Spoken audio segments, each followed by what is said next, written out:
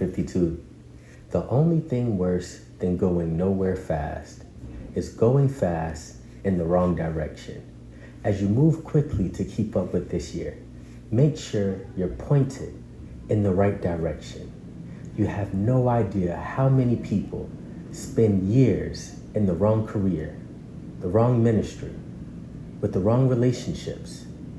Make sure, Group 52, your prayer this week is to be in alignment with God's word for your life, so that as you move quickly this year, you're making progress in the right direction. God bless you, Group 52. Be in alignment with God's word for your life and have the best week of your life.